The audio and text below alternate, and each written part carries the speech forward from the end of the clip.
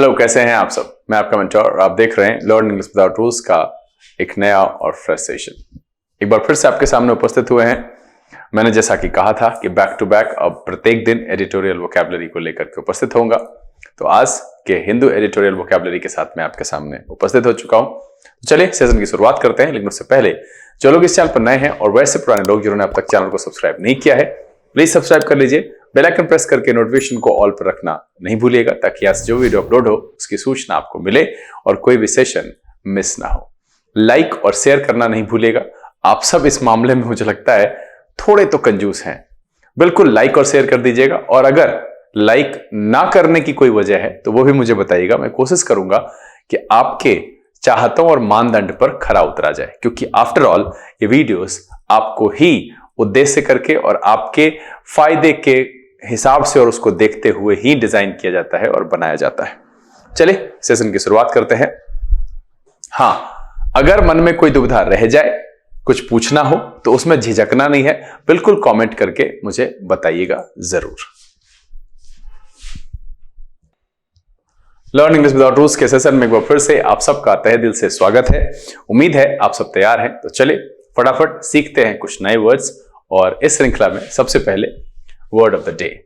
देखिए, आज का जो वर्ड ऑफ द डे है, इसको आप अपने परंपरागत में जो ट्रेडिशनली यूज करते हैं उसके जगह हटा करके इस्तेमाल कर सकते हैं। बड़ा ही छोटा सा शब्द है, मुझे अच्छा लगा, मजेदार लगा। रॉयल, ये वर्ब की तरह प्रयोग होता है, और रॉयल का मतलब होता है टू एनॉय समबडी और मेक देम एंग्री। मतलब है किसी को चिढ़ाना, क्रोधित करना, क्रुद्ध करना। इस अर्थ में हम रॉयल का प्रयोग करते हैं। मतलब है क्रुद्ध करना, क्रोधित करना, चिढ़ाना। इस अर्थ में रॉयल का प्रयोग किया जाता है।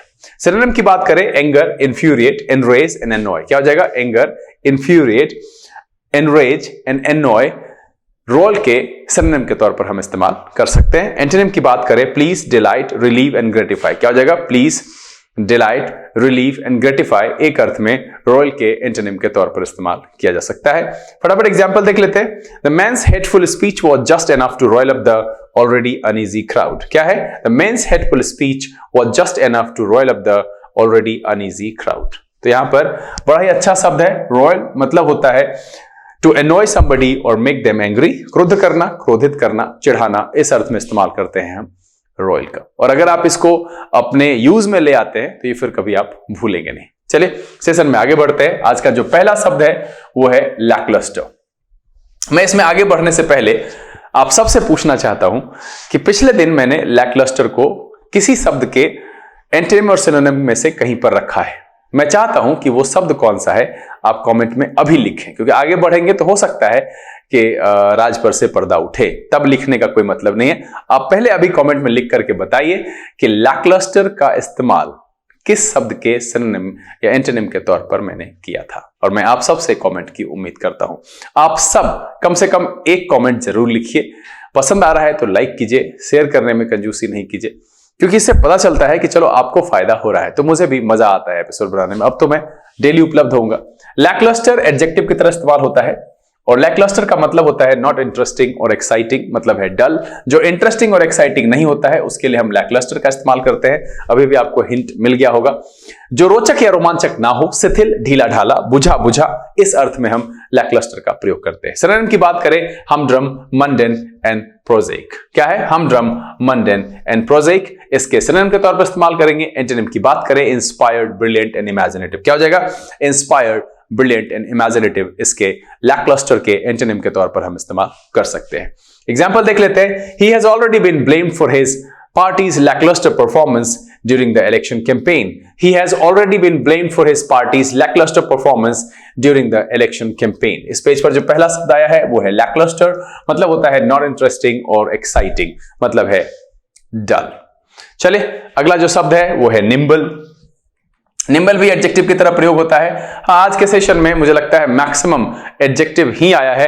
निम्बल का मतलब होता है quick and exact in movement और थॉट, यानी एजाइल के अर्थ में फुर्तीला और कुशाग्र। इसका मतलब होता है एजाइल, है ना, quick and exact in movement और थॉट, इस अर्थ में हम निम्बल का प्रयोग करते हैं, फुर्तीला और कुशाग्र होने के अर्थ में। सिनोनिम की बात करें, एजाइल, लिथ, एड्रॉइट एंड डेक्स्ट्रस, क्या हो जाएगा? एजाइल, लिथ, एड्रॉइट एंड डेक्स्ट्रस एक अर्थ में निम्बल के सिनोनिम के तौर पर इस्तेमाल करेंगे। एंटोनिम की बात करें, स्टिफ, क्लमजी एंड लंबरिंग, क्या हो जाएगा? स्टिफ, क्लमजी एंड लंबरिंग इसके एंटोनिम के तौर पर इस्तेमाल कर सकते हैं। एग्जाम्पल देख लेते हैं। एग्जाम्पल में है, he tried to catch his friend but she was too nimble, क्या है? he tried to catch his friend but she was too nimble। इस पेज पर जो दूसरा शब्द है वो है nimble। nimble का मतलब होता है quick and exact in movement और थॉट, मतलब है एजाइल, फुर्तीला और कुशाग्र के अर्थ में हम nimble का प्रयोग करते हैं। चलिए अगला जो शब्द है वो है नियोनैटल। नियोनैटल भी एडजेक्टिव की तरह इस्तेमाल होता है। नियोनैटल का मतलब होता है connected with babies who have just been born, क्या है? Connected with babies who have just been born, मतलब है नवजात शिशु से संबंधित जिसका अभी अभी जन्म हुआ है, उसको कहते हैं नियोनैटल। क्या है? नियोनैटल का मतलब होता है connected with babies who have just been born. यहां पर सिनोनिम, एंटोनिम मुझे कुछ समझ में नहीं आया, बेबीज, बच्चे, जो भी है आप उस हिसाब से रख सकते हैं, बस इसकी यहां पर मुझे नहीं लगी अहमियत तो मैंने छोड़ दिया है। एग्जाम्पल देख लेते हैं। Their baby is still in the hospital's neonatal unit, क्या है? Their baby is still in the hospital's neonatal unit. इस पेज पर जो पहला शब्द है वो है नियोनैटल, मतलब होता है connected with babies who have just been born, मतलब है नवजात शिशु जिसका अभी अभी जन्म हुआ हो या हाल फिलहाल में जन्म हुआ हो। नियोनैटल का मतलब होता है connected with babies who have just been born. अगला जो शब्द है वो है डिलैपिडेटेड। डिलैपिडेटेड भी एडजेक्टिव की तरह प्रयोग होता है। डिलैपिडेटेड का मतलब है ये बिल्डिंग और फर्नीचर के लिए इस्तेमाल होता है। ओल्ड एंड ब्रोकन मतलब है जर्जर, टूटा फूटा, है ना? भवन या फर्नीचर के लिए जीर्ण शीर्ण, टूटा फूटा, जर्जर, इस अर्थ में डिलैपिडेटेड का इस्तेमाल करते हैं। ये स्पेशली फर्नीचर और बिल्डिंग के लिए इस्तेमाल होता है। डिलैपिडेटेड, ध्यान रखिएगा, डिलैपिडेटेड का मतलब होता है ओल्ड एंड ब्रोकन। सिनोनिम की बात करें, रैम्सेकल, सैबी एंड टम्बल डाउन, क्या हो जाएगा? रैम्सेकल, सैबी एंड टम्बल डाउन एक अर्थ में डिलैपिडेटेड के सिनोनिम के तौर पर हम इस्तेमाल कर सकते हैं। एंटोनिम की बात करें तो immaculate, intact, sound and fresh, क्या हो जाएगा? Immaculate, intact, sound and fresh एक अर्थ में डिलैपिडेटेड के एंटोनिम के तौर पर इस्तेमाल किया जा सकता है। एग्जाम्पल देख लेते हैं। 5 शॉप्स वर डैमेज्ड, और नहीं, ये पिछले दिन का एग्जाम्पल है, इसको बदल लेते हैं। आप इसको लिख सकते हैं, the hotel we stayed in was really dilapidated।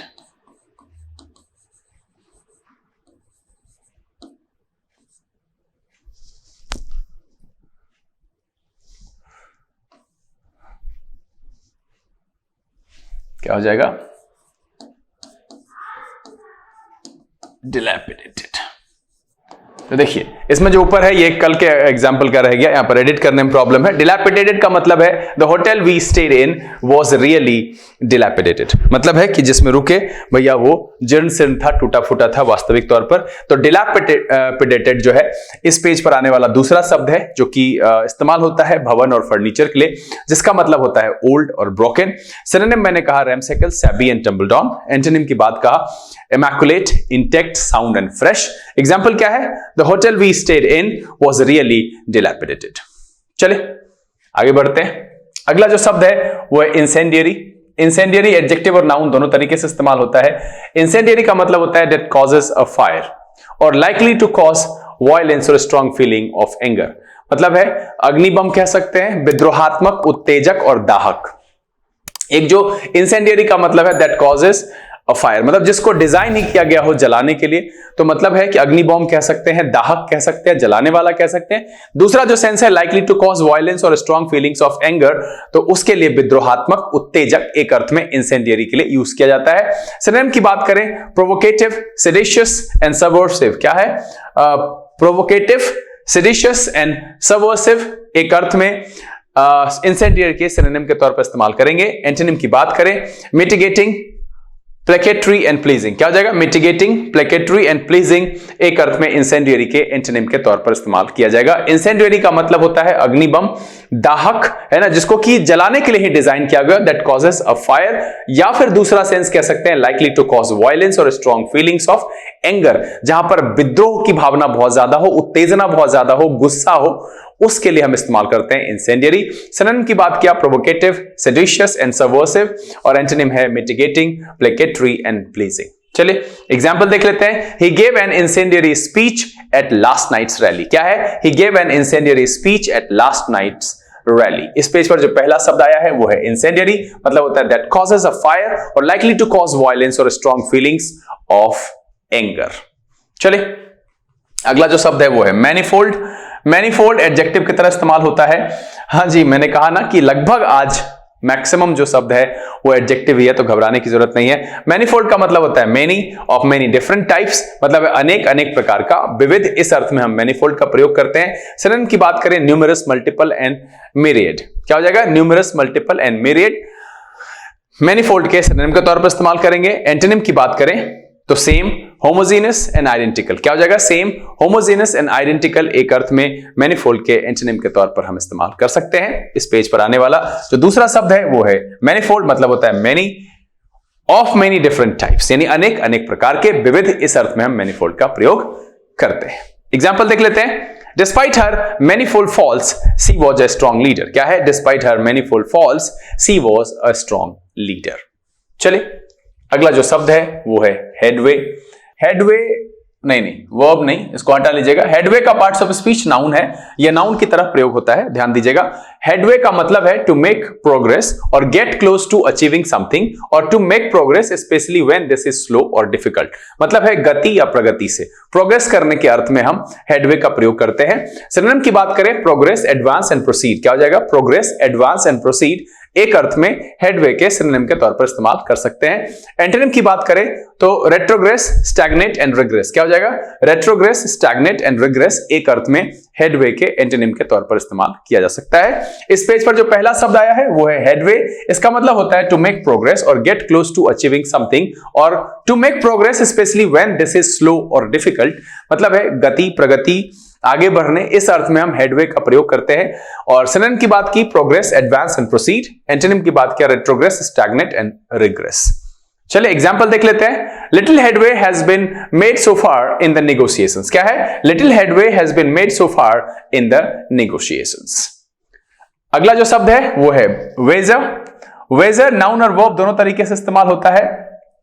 इसका मतलब होता है an arrangement to risk money on the result of particular event, or to make a bet, or to risk or venture on a final outcome। क्या है? an arrangement to risk money on the result of a particular event, या फिर or to make a bet or to risk or venture on a final outcome, मतलब है बाजी, शर्त या दाव पर लगाना, इस अर्थ में हम वेजर का प्रयोग करते हैं। क्या है? बाजी, शर्त, यहां पर सीधा सीधा है टू मेक अ बेट, इसको ध्यान में रखिएगा, आसान सा मीनिंग है, या फिर टू रिस्क और venture on a final outcome.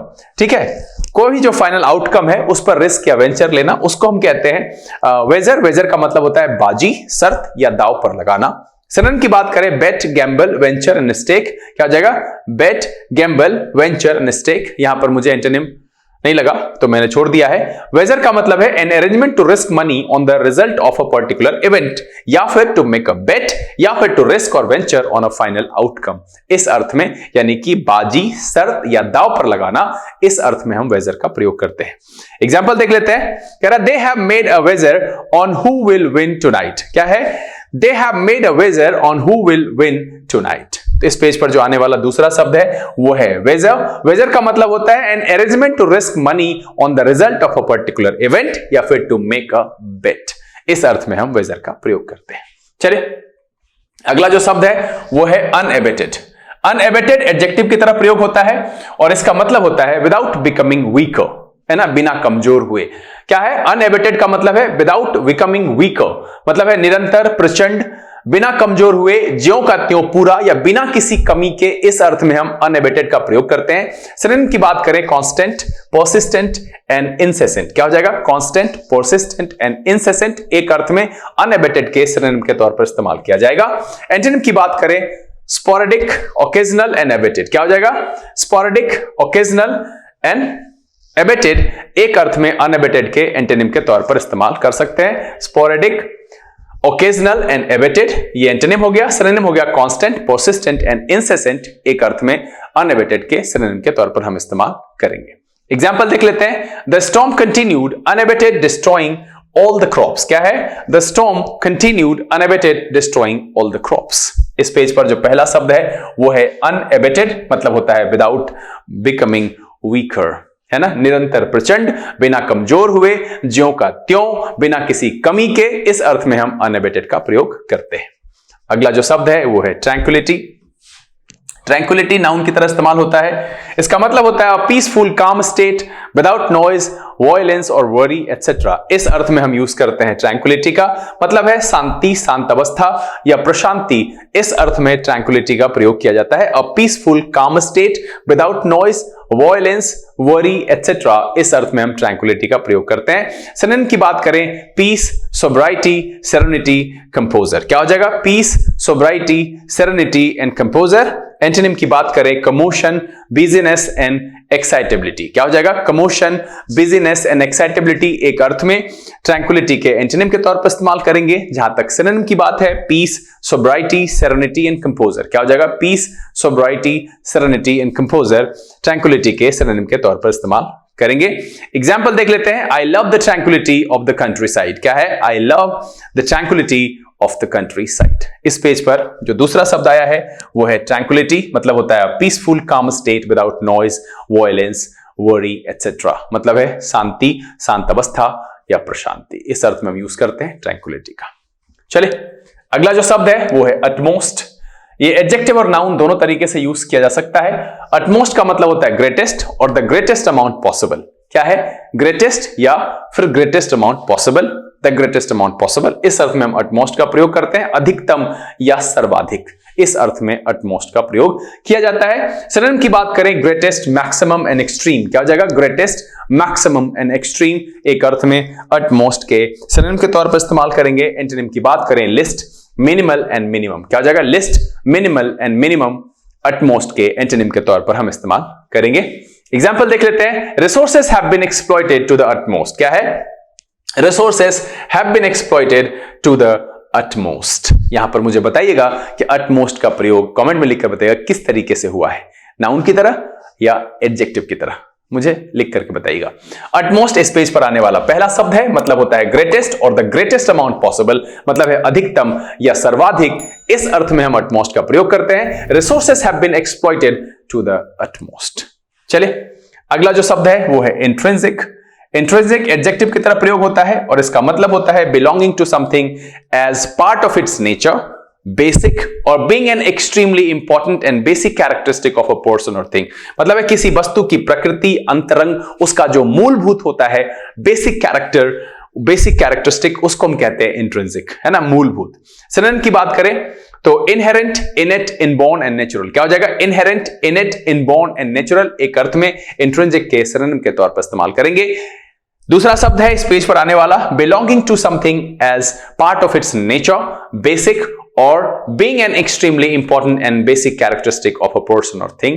मतलब है किसी वस्तु की प्रकृति का अंतरंग या मूलभूत, किसी इंसान का बेसिक कैरेक्टरिस्टिक। इस अर्थ में भी इंट्रिंसिक का प्रयोग कर सकते हैं आप। सिनोनिम का मतलब है जो यहां पर वो है inherent, इनेट, inborn and natural. Antonym की बात करें, एक्सट्रिंसिक, एक्वायर्ड एंड एक्सट्रेनियस। क्या हो जाएगा? एक्सट्रिंसिक, एक्वायर्ड एंड एक्सट्रेनियस एक अर्थ में इंट्रिंसिक के एंटोनिम के तौर पर इस्तेमाल कर सकते हैं। एग्जाम्पल देख लेते हैं। Maths is an intrinsic part of the social curriculum. क्या है? Maths is an intrinsic part of the social curriculum. यहां पर जो दूसरा शब्द आया है वो है intrinsic, belonging to something as part of its nature, basic, being an extremely important and basic characteristic of a person और थिंग। मतलब है मूलभूत, प्रकृति का अंतरंग किसी वस्तु का, उसके लिए हम इस्तेमाल करते हैं इंट्रिंसिक का। अगला जो शब्द है वो है साइट।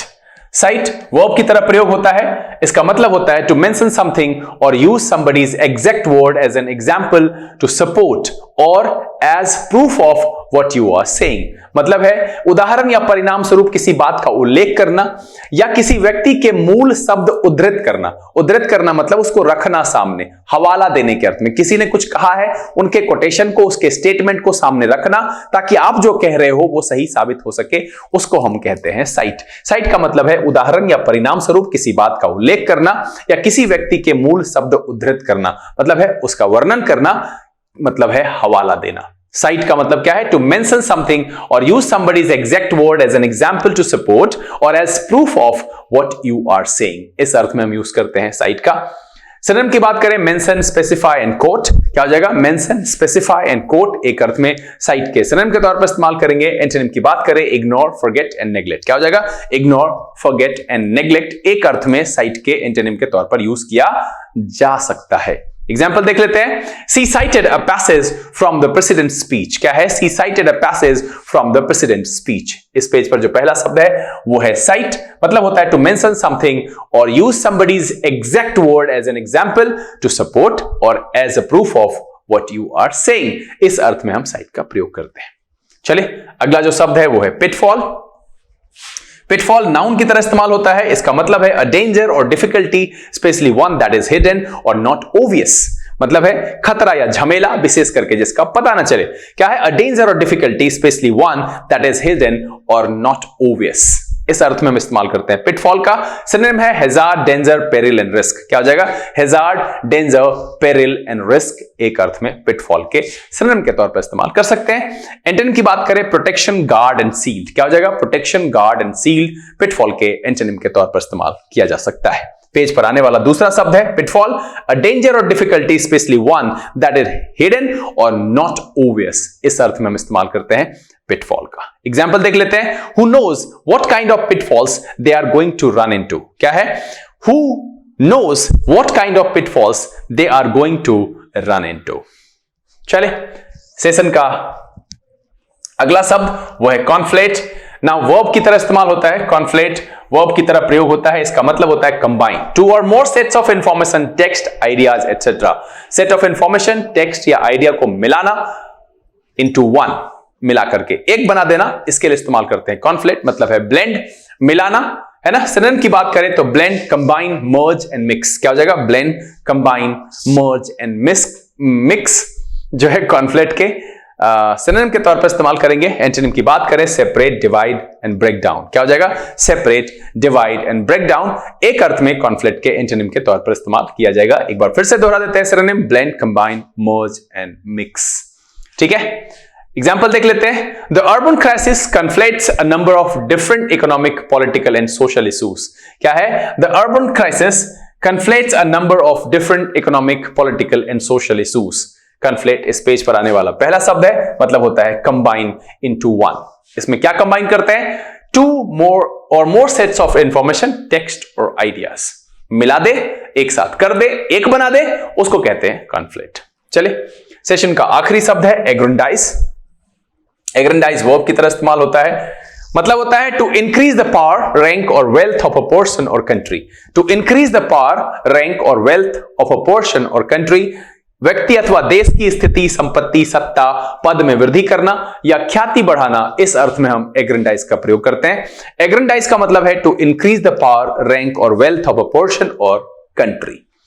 सिनोनिम देख लेते हैं। Exalt, elevate, promote and dignify, क्या होगा? Exalt, elevate, promote and dignify एक अर्थ में एग्रेंडाइज के सिनोनिम के तौर पर इस्तेमाल किया जा सकता है। एंटोनिम की बात करें, डिक्रीज, डिमिनिश एंड डिफ्लेट, क्या हो जाएगा? डिक्रीज, डिमिनिश एंड डिफ्लेट एक अर्थ में एग्रेंडाइज के एंटोनिम के तौर पर इस्तेमाल किया जा सकता है। इस पेज पर आने वाला दूसरा और सेशन का आखिरी शब्द है एग्रेंडाइज, मतलब होता है to increase the power, rank और वेल्थ ऑफ अ पर्सन और कंट्री, मतलब है व्यक्ति अथवा देश की स्थिति, संपत्ति, सत्ता या पद में वृद्धि करना, ख्याति करना, इस अर्थ में एग्रेंडाइज का प्रयोग करते हैं। कहीं कहीं पर बढ़ चढ़कर कहना, इस अर्थ में भी एग्रेंडाइज का प्रयोग किया जाता है। सिनोनिम है exalt, elevate, promote, dignify. Antonym है decrease, diminish and deflate. Example देख लेते हैं। The king intended to aggrandise the dynasty, क्या है? The king intended to aggrandise the dynasty, क्या है? The king intended to aggrandise the dynasty. उम्मीद है कि इस पेज पर रखे गए, आज के सेशन में रखे गए कुल 16 शब्द और एक वर्ड ऑफ द डे यानी टोटल 17, सब के सब आपके लिए नए और मजेदार थे। मीनिंग पढ़कर, समझकर, नोट डाउन करके आपको काफी मजा आया और ये सेशन पसंद आया। अगर ये वीडियो अच्छा लगा आप इसको लाइक कर दीजिए। अब तक चैनल सब्सक्राइब नहीं किया है प्लीज सब्सक्राइब कर लीजिए।